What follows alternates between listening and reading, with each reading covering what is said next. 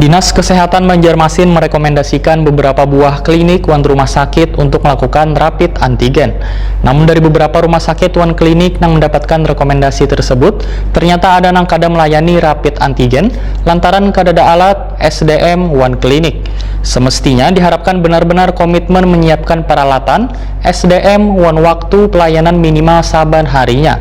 Nah pemirsa, berikut kabar lebih lengkapnya.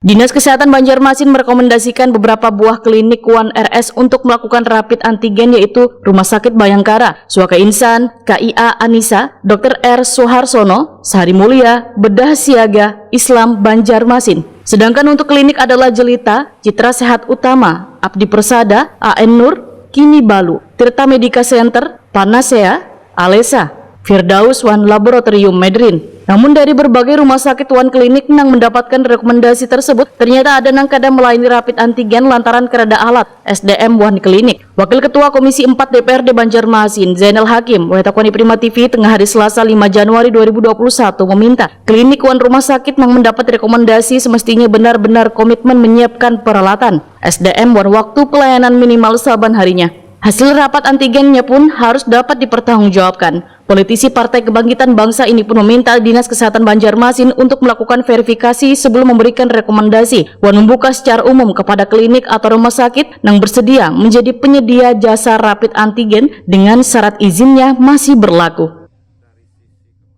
Jadi kita berharap juga bahwa dalam kondisi seperti ini, tempat pelaksanaan tes rapid antigen itu tidak hanya menunggu seperti itu, tapi mereka juga harus proaktif, berkomunikasi dengan dinas dan sebagainya, sehingga bahwa apa yang menjadi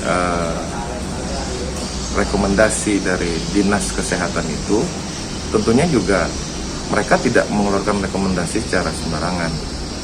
Hingga di sini kita berharap bahwa semua pihak bisa berkomitmen bahwa yang namanya penyebaran COVID-19 ini memang sebisa mungkin harus kita antisipasi sebaik-baiknya. Jadi kita berharap bahwa semakin banyak tempat melakukan tes rapid antigen itu kan tentunya semakin bagus.